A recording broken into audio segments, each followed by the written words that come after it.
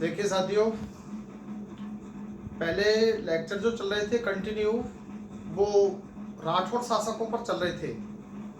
और राठौड़ शासकों में मैंने राव सियाह से लेकर के राव चंद्रसेन तक आपको कंटिन्यू करा दिए थे। इसके बीच में मैंने एक दो लेक्चर अलग तरीका से प्रेजेंट किए जो काफ़ी महत्वपूर्ण थे। आज मैंने मनसबदारी को बताया। अब मनसबदारी व्यवस्था राजपूताने में शुरू होती है, जो मुगलों के द्वारा दी गई व्यवस्था है। अब देखिए यहाँ से आगे, जैसे राव चंद्रसेन का टाइम था। राव चंद्रसेन का जो शासन काल था वो 1562 से लेकर के 81 तक पढ़ा आपने। इसमें 2-3 क्वेश्चन मैंने बताए थे आपको। अब वो बात उस लेक्चर में देख लें आप। देखिए 81 से लेकर के 1581 से लेकर के और 1583 तक आप किसी भी बुक में पढ़ेंगे, कोई भी ट्यूटर, चाहे वो आपको ऑफलाइन पढ़ाए ऑनलाइन पढ़ाए, उसमें आपको ये कहेगा कि 1581 से 83 तक जोधपुर रियासत को अकबर ने खालसा घोषित कर दिया। खालसा घोषित कर दिया। अब खालसा का मतलब क्या होता है? देखिए, मुगल प्रशासन में जागीरें 2 भागों में बांटी गई थी। एक तो वेतन के तौर पर जागीर थी, उसके बारे में मैं आपको बता चुका। वो जागीरें 3-4 प्रकार की थी। एक थी खालसा जागीर। ये खालसा जागीर का मतलब था जो जमीन या जो रियासत प्रत्यक्ष रूप से सम्राट के नियंत्रण में हो, प्रत्यक्ष रूप से मुगल शासक के नियंत्रण में हो। मुगल शासक का नियंत्रण, मुगल शासक का नियंत्रण। अब देखिए, मैंने पहले जैसे मनसबदारी व्यवस्था में ये कहा है कि राजपूतों के द्वारा अधीनता स्वीकार करने पर राजपूतों की स्थिति दुहरी हो गई। मुगल शासकों के यहाँ पर वो नौकर हैं और अपनी रियासत में वो मालिक हैं, और कई बार अपनी रियासत को वो छोड़ करके भी बैठे हैं। अब यहाँ पर राव चंद्रसेन 1581 में मर गया। जब तक अकबर की हिम्मत नहीं पड़ी कि इसको खालसा घोषित कर दें। और फिर दूसरा, अकबर ने बीकानेर के शासक को अपनी तरफ मिला लिया था, रायसेन को अलग कर दिया। 1581 में जैसे चंद्रसेन एक्सपायर हुआ, इसको खालसा घोषित कर दिया और 83 तक खालसा रखा। और फिर 1583 में इसको दिया गया राजा उदय सिंह के लिए। तो राव चंद्रसेन का टाइम और राव चंद्रसेन की उपलब्धियां आपको बता दी। अब हम लेते हैं इसका अगला शासक, मोटा राजा उदय सिंह। मोटा राजा उदय सिंह, ये ध्यान रखें, पहली बात तो चंद्रसेन का बड़ा भाई है। चंद्रसेन का बड़ा भाई, यही इसी ने 1570 के नागौर दरबार में अकबर की अधीनता स्वीकार की थी। ठीक है ना। अब इसको शासक बनाया गया 1583 से लेकर के और 1595 तक। 1583 से लेकर के 1595 तक का इसका शासन काल है। एक शब्द ये बता देता हूं, मोटा। इसको मोटा क्यों कहते हैं? कई शासक आपको ये पढ़ाएंगे कि आकार में मोटा था, कई एक लोकल पब्लिकेशन की किताब में इसको मोटा बताया गया, मोटा कह दिया गया है। लेकिन वास्तव में जो इसकी जो वास्तविकता है, जो उस समय के इतिहासकारों ने बिल्कुल सही विश्लेषण दिया है, और विश्वेश्वर नाथ रेव, दूसरा गोपीनाथ शर्मा, तीसरा GH ओझा, जो राजस्थान इतिहास लेखन पर बहुत बेस्ट राइटर माने जाते हैं, इनके द्वारा दिया गया विश्लेषण। इसने जब ये राजकुमार था, शासक बनने से पहले इसके पास में जागीर थी सोजत की। तो सोजत जागीर में जितने भी चारण, भाट और ब्राह्मण थे, उन ब्राह्मणों के पास में जितनी भी जमीन राजा ने उनके लिए दी थी जीविकोपार्जन के लिए या उपहार स्वरूप, ये सारी जमीन इसने छीन ली। सारी जमीन इन चारण, भाट और ब्राह्मणों से जमीन छीन ली। मारवाड़ी में मोटा कहते हैं बुरे को। मारवाड़ी में मोटा का अर्थ क्या होता है? बुरा। इसलिए राजा उदय सिंह तक कह देते हैं कई बार, लेकिन सही मायने में इसको प्रॉपरली जो पढ़ाते हैं तो मोटा राजा उदय सिंह अर्थात बुरा राजा उदय सिंह। ठीक है ना। कोई भी एविडेंस मांगे कि ये कहां पर है, सीधा नाम दे दो जी.एच. ओझा, राजपूताना जी.एच. ओझा, जोधपुर राज्य का इतिहास वॉल्यूम 1। आगे देखिए, पहली बात तो ये रही। दूसरी बात है, इसने जब मुगलों की अधीनता स्वीकार कर ली 1586 में, इसने अपनी बेटी मानवाई, या मानवाई का दूसरा नाम है जगत गोसाई, जगत गोसाई, और तीसरा नाम है, चूंकि जोधपुर की राजकुमारी है इसलिए जोधाबाई। इसका विवाह अकबर के जहांगीर के साथ किया गया। जब इसका विवाह जहांगीर के साथ किया गया था, अब ये यहाँ पर ये एक इंपॉर्टेंट राजकुमारी है। आपसे हरखुबाई पर प्रश्न पूछे गए हैं। हरखुबाई का अकबर के साथ विवाह कहाँ संपन्न हुआ, ये क्वेश्चन भी पूछा गया है। हरखुबाई का विवाह अकबर के साथ सामर में संपन्न हुआ था। हरखुबाई किस रियासत की राजकुमारी थी? हरखुबाई आमेर रियासत की राजकुमारी थी। ऐसे ही अच्छा, हरखुबाई से ही जहांगीर पैदा हुआ था। हरखुबाई से जहांगीर पैदा हुआ था, ये ध्यान रखें। 2 मुस्लिम रूलर 2 राजपूत राजकुमारियों से पैदा हैं। तो ये जहांगीर किससे पैदा हुआ? हरखुबाई से, आमेर की राजकुमारी भारमल की बेटी से।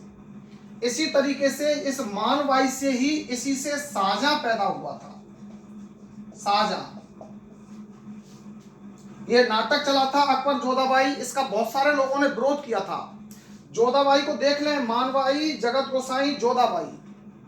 जोधाबाई जहांगीर की पत्नी है, अकबर की नहीं। इन नाटककारों ने, नचकइयों ने और इस पूरे इतिहास की मर्यादा को खत्म किया था। तो पहली बात तो यह है। अच्छा, ये विवाह संपन्न कहां हुआ था? लाहौर में।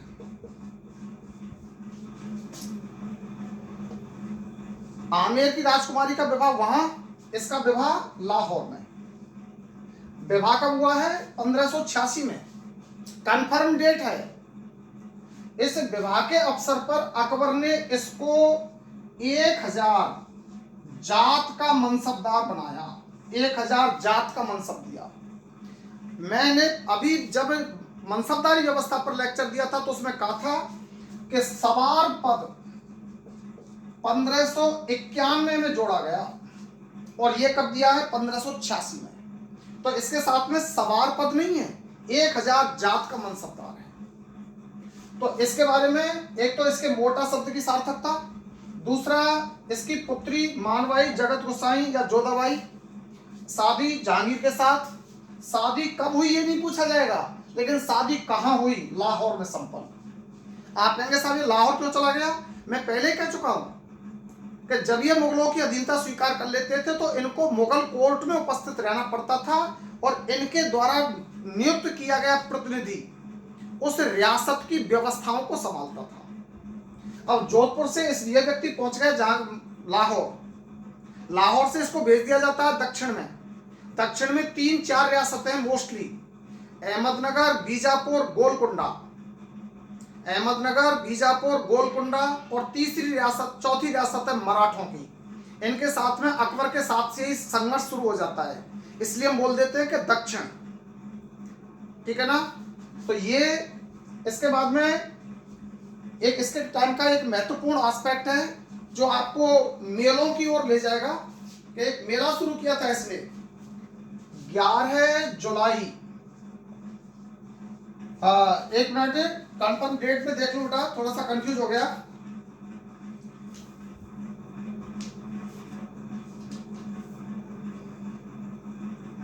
हाँ, 11 जुलाई 1593 से, 11 जुलाई 1593 से इसी के काल में तिलवाड़ा में मल्लीनाथ पशु मेला शुरू हुआ। अब ये क्वेश्चन, मल्लीनाथ पशु मेला कहाँ लगता है, ये तो कई बार पूछा गया और आप सब जानते हैं। मल्लीनाथ पशु मेला कहाँ लगता है? तिलवाड़ा में। लेकिन डेप्थ में उतरने पर क्वेश्चन पूछा जा सकता है, ठीक है ना, कि तिलवाड़ा पशु मेला कब से शुरू हुआ, 1593 से, या फिर किस शासक के काल में तिलवाड़ा पशु मेला शुरू हुआ। तो इसमें ध्यान रखें राजा उदय सिंह के काल में। आगे बात समझ में, 1595 में, और इस उदय सिंह की डेथ हो जाती है 1595 में। इसका स्वर्गवास होता है लाहौर में। अब देख लीजिए आप, मरने को भी जोधपुर में जगह नहीं है। हम केवल बहादुर शाह जफर के लिए जो शेर पड़ा था, बहादुर शाह जफर के लिए एक शेर पड़ा था, क्या बदनसीब है क्या बदनसीब है शहंशाह जिसको 2 गज जमीन ना मिली दफनाने को वतन यार में। यानी बहादुर शाह जफर को रंगून में दफनाया गया था, जो मुगल सम्राट था भारत का। तो इनकी स्थिति भी लगभग ऐसी हो रही है। आप देख लो, राजा हैं जोधपुर के, मर रहे लाहौर में, और वहीं पर दाह संस्कार हो गया, लाहौर में दाह संस्कार कर दिया गया। और रानियां सती हुई जोधपुर में। रानियां कहां पर सती हो रही हैं? जोधपुर में। तो ये था उदय सिंह का शासनकाल। उदय सिंह के शासनकाल में, चूंकि अब 2-3 सालों से जितनी भी एग्जाम्स हुई हैं उसमें रीट और इवन डिफरेंट क्या बोलते हैं, महिला सुपरवाइजर का, रीट का, राजस्थान पुलिस का, जूनियर अकाउंटेंट का, इन कई सारे एग्जाम्स में 2 क्वेश्चन आते हैं शासकों के। निम्न शासकों का सही क्रम है, निम्न शासकों का सही क्रम है। तो इसलिए ये शासक बीच बीच में रह जाते हैं और इन पर ज्यादा फोकस नहीं करते हम, लेकिन शासकों की क्रमबद्धता को बताने के लिए और इम्पोर्टेंट पहलू इनको बताने के लिए इसको बताना बहुत जरूरी है। 1562 से लेकर के 81 तक चंद्रसेन हो गया, 81 से लेकर के 83 तक जोधपुर रियासत खालसा हो गई। खालसा का मतलब प्रत्यक्ष नियंत्रण अकबर का हो गया। आप ये कह सकते हो कि 81 से 83 तक जोधपुर का मालिक अकबर रहा, और फिर 1583 से लेकर के और 95 तक जोधपुर के सिंहासन पर मोटा राजा उदय सिंह रहा। अब इसके बाद में आते हैं, मोटा राजा उदय सिंह के बाद में इसका बेटा है सूर सिंह। देखिए, सूर सिंह 2 जगह हुए हैं, बीकानेर में भी हुआ है सूर सिंह और जोधपुर में भी हुआ है, लेकिन दोनों का ड्यूरेशन ध्यान में रखना है। वो सूर सिंह बहुत पीछे है, ये पहले है। तो ये 1519 से लेकर के, सॉरी, सूर सिंह, राजा सूर सिंह 1595 से लेकर के 1619 तक। सबसे पहला क्वेश्चन मिर्जा राजा जयसिंह पर क्वेश्चन पूछा गया था स्कूल लेक्चरर फर्स्ट ग्रेड में कि मिर्जा राजा जयसिंह ने कितने मुगल सम्राटों की सेवा की। ऐसे ही क्वेश्चन इनमें से किसी से छोटे शासक पर भी उठाया जा सकता है। मैंने आपको जब मुगल शासक वो पढ़ाया, क्या बोलते हैं, इनके बीच में जो मुस्लिम सुल्तान और मुगल पढ़ाए हैं, तो सुल्तानों और मुगलों में मैंने मुगलों का पर्टिकुलर टाइम लिखा है आपके लिए, और अकबर का टाइम है, अकबर की जो अकबर का रूलिंग ड्यूरेशन रहा है वो रहा है 1556 से लेकर के 1605 तक। तो देखिए 1556 से 1605, 1595 में सिंहासन पर आ रहा है, इसका मतलब अकबर के काल में भी सेवा दी है। और कब तक ये रह रहा है? 19 तक। फिर 1605 से लेकर के और 1628 तक रहा है जहांगीर। 1627 कर दो इसको, नवंबर 1627 है, फरवरी 1628 में साझा बेटा, तो 1605 से 1627। तो 1627 कब तक रह रहा है? 1619 तक, 1605 के बाद तक। तो पहला क्वेश्चन, सूर सिंह ने कितने मुगल सम्राटों की सेवा की? 2। दूसरा एस्पेक्ट, सूर सिंह का राजतिलक कहाँ हुआ? राजतिलक, क्योंकि जब मोटा राजा उदय सिंह मरा था तब सूर सिंह भी लाहौर में था, इसलिए राजतिलक कहां पर हुआ? लाहौर। अब देखिए लाहौर में राजतिलक मिल गया इसको 1595 में, जुलाई 1595 में, जुलाई 1595 में इसका राजतिलक हो गया। राजतिलक मिलने के साथ बाद में ही इसको उसी टाइम पर अकबर के युद्ध चल रहे थे दक्षिण में, अहमदनगर, बीजापुर, गोलकोंडा रियासतों के साथ में। तो अकबर ने इसको तुरंत आदेश दिया दक्षिण में मोर्चा संभालने का। अब ये कहां पहुंच गया? दक्षिण में, अहमदनगर बीजापुर के खिलाफ। दक्षिण में रहा 1605 तक जम करके संघर्ष किया दक्षिण में। इसकी अच्छा, जब ये अब देखिए यहां पर एक बात आएगी। यहां पर बात क्या है कि जब इसका राजतिलक हुआ था, तो राजतिलक हुआ था तब इसको 2000 जात, राजतिलक के समय पर 2000 जात और 1250 सवार का मनसबदार बनाया गया।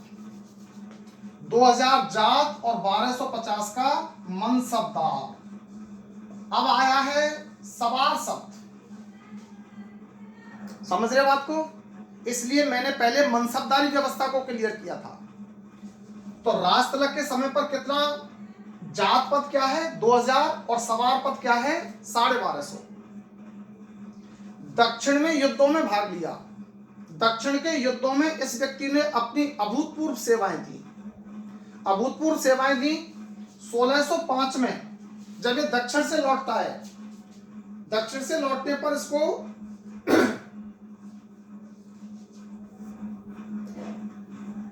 इसका जात और सवार पद, इसकी मनसबदारी बढ़ा दी गई और मनसबदार कर दिया गया इसको 2000 जात, ये तो बराबर रखी गई, लेकिन सवार पद बढ़ा करके 2000 कर दिया। जात वही रखी गई, 2000 जात और 2000 सवार। क्योंकि मनसबदारी व्यवस्था में कोई व्यक्ति अपनी उपलब्धियों के आधार पर ऊंचा उठ सकता था। तो यहां पर 2000 जात और 2000 सवार का इसको उपहार मिल गया। बाद में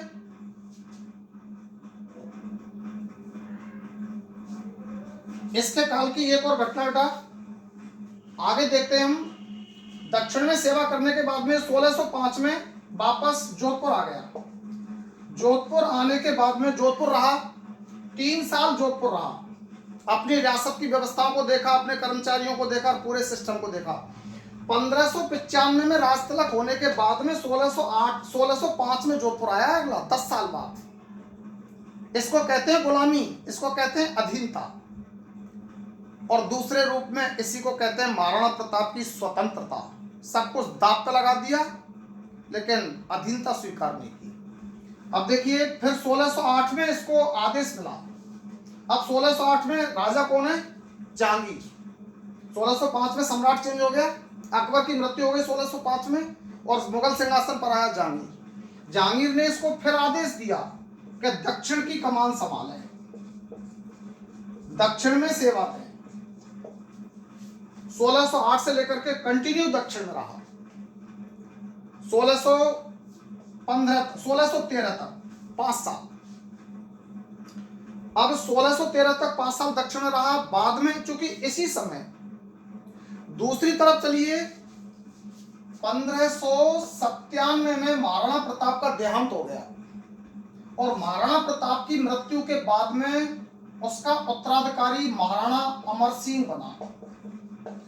महाराणा अमर सिंह ने भी इसी बात की जिद अपनी प्रतिज्ञा ली थी कि पिता की स्वतंत्रता को सुरक्षित रखूंगा, पिता की स्वतंत्रता को सुरक्षित रखूंगा। अमर सिंह 1597 से बराबर मुगलों का सामना करता रहा।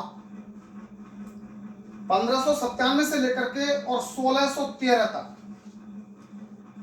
1605 तक तो अकबर ने अपनी जान लगा दी, लेकिन महाराणा प्रताप तो 97 में चले गए।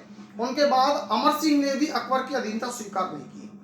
उसके बाद जहांगीर ने अपनी पूरी ताकत लगाई और जहांगीर ने एक से एक योद्धा, जिनमें शहजादा परवेज, दूसरा महावत खान, तीसरा अब्दुल्ला, शहजादा परवेज, महावत खान, अब्दुल्ला, जब ये तीनों सेनापति और इसको अधीन करने में असफल हो गए तो स्वयं क्या बोलते हैं जहांगीर 1613 में अजमेर पहुंचा। अजमेर पहुंचा, देखिए ध्यान रखें एक चीज और, इस शब्द पर भी वो क्लियर कर देता हूं कि अकबर ने पूरे अपने एम्पायर को 12 राज्यों में बांटा। 12 राज्य उस समय का शब्द है सूबा, 12 सूबों में बांटा। बाद में इनकी संख्या बढ़ा करके 15 कर दी। तो जब हम 12 सूबों की बात करते हैं तो पूरे राजपूताने को मुगलों के द्वारा नाम दिया गया था अजमेर सूबा। अजमेर सूबा। तो जब भी मुगल शासक कहीं से भी आते थे तो रेजिडेंस इनका कहां पर था? अजमेर में। आपने फोर्ट में पढ़ा होगा, मैगजीन फोर्ट कहाँ है? अजमेर। अकबर ने सबसे पहले, चूंकि अकबर की दी हुई व्यवस्थाएं है, तो अकबर ने अपना रेजिडेंस जो बनवाया था वो मैगजीन फोर्ट में था, वहीं शस्त्रागार था। तो ये मैगजीन फोर्ट, तो ये अजमेर सूबा के नाम से पूरा राजपूताना संबोधित हो रहा है मुगल प्रशासन में। इस अजमेर सूबे के अंदर ये तमाम अलग अलग रियासतें, जिनको मेवाड़, मारवाड़ या बूंदी, हाड़ा, चौहान जो भी हैं। तो अब यहां पर देखें, अजमेर सूबा शब्द ध्यान रखेंगे। 1613 में जहांगीर अजमेर आया। जहांगीर ने अजमेर से और अपने लड़के को भेजा। लड़का है खुर्रम, जिसको आगे चल करके आप कहेंगे शाहजहां। शाहजहां मैंने बता दिया, शाहजहां किससे पैदा था?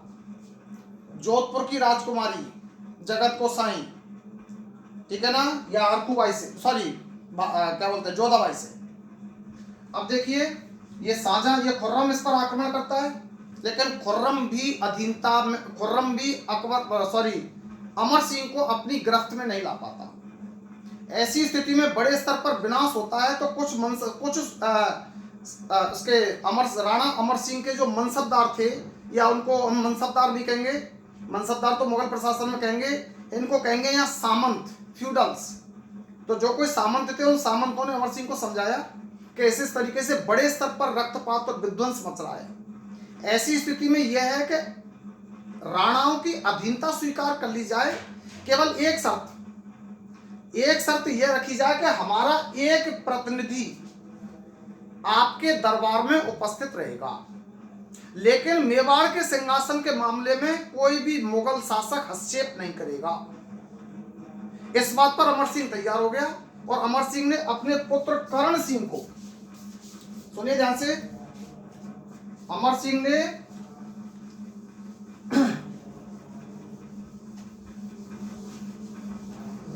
ने अपने पुत्र करण सिंह को और इनके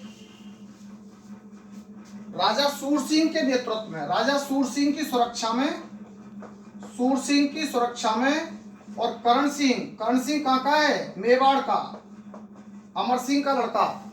करण सिंह को सूर सिंह के साथ और खुर्रम से मिलने के लिए भेज दिया। खुर्रम ने बड़ी इज्जत के साथ इसका स्वागत किया और अपने साथ बिठाया। लेन देन हुआ हीरे मोती जवाहरातों का, एक दूसरे के प्रति सम्मान का, मान सम्मान मर्यादा का। तो उसमें ये देखिए, करण सिंह, ये तय हुआ, अमर सिंह नहीं गया। अब यहां पर ये क्वेश्चन है, पहली बात तो कि खुर्रम और करण सिंह की मुलाकात कहां हुई? गोगुंदा। अमर सिंह और जहांगीर के बीच संधि हुई 1615 में। प्रतिनिधित्व तो कौन कर रहा है? अमर सिंह की तरफ से कर्ण सिंह प्रतिनिधित्व कर रहा है। 1615 में संधि हुई। 1615 की संधि मेवाड़ की संधि, इसी को मेवाड़ की संधि बोलते हैं। मेवाड़ की संधि ये अजमेर में हुई, क्योंकि जहांगीर अजमेर में बैठा था, ठीक है ना। तो ये सूर सिंह, यहां पर एक इंपॉर्टेंट बात ये आती है, क्वेश्चन सीधा बनता है कि अमर सिंह और जहांगीर के बीच संधि के दौरान जोधपुर का कौन सा शासक मौजूद था? तो ध्यान रखें, राजा सूर सिंह। अब राजा सूर सिंह के बारे में और देखें आप।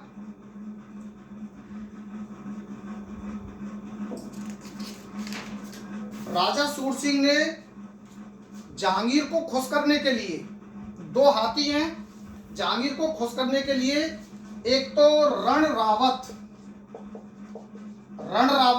और दूसरा था फौज श्रृंगार। ये दो हाथियों के नाम हैं। ये सूर सिंह ने जहांगीर को गिफ्ट में दिए थे।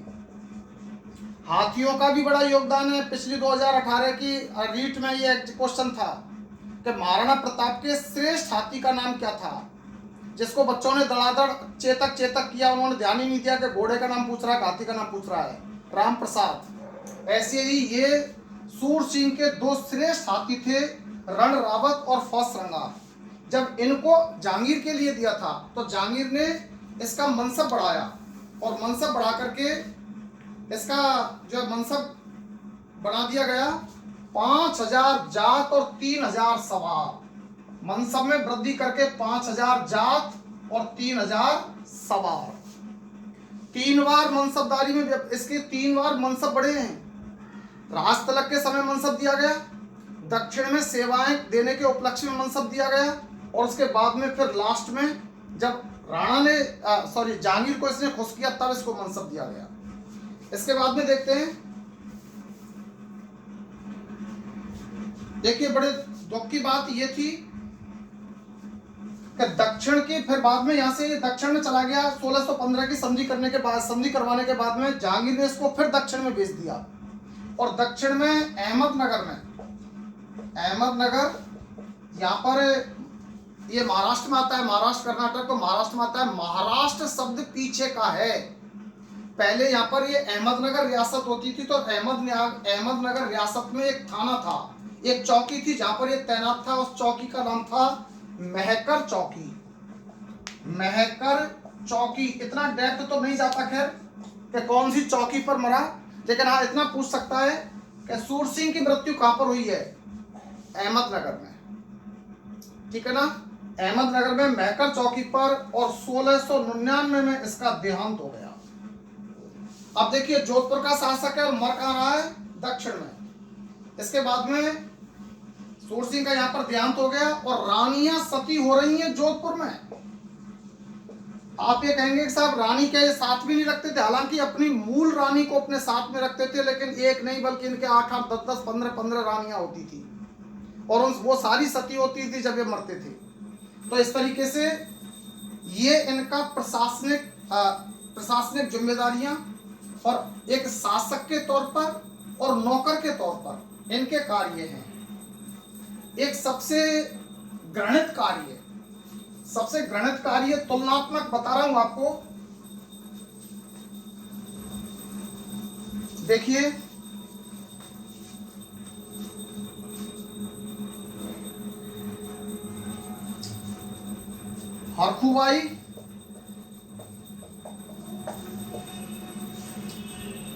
हरखुबाई किसके लिए आई थी, अकबर के लिए। और इसके बाद में मान सिंह की बहन थी, मान सिंह की एक बहन थी, उसका विवाह भी किसके साथ में हो गया, जहांगीर के साथ। अर्थात दोनों बुआ भतीजी बाप बेटों के लिए हैं। ऐसे ही इधर देखिए आप, इधर आपने उदय सिंह ने अपनी बेटी मानवती या जगत गोसाई, मानवती का विवाह किसके साथ में है, जहांगीर के साथ।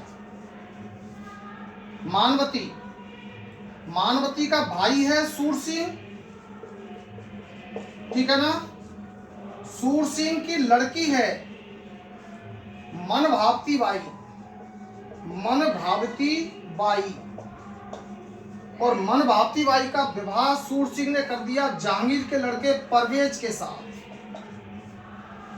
अर्थात यहां पर भी दोनों बुआ भतीजी बाप बेटों के लिए ब्याही है, और यहां पर भी दोनों बुआ भतीजी बाप बेटों के लिए ब्याही है।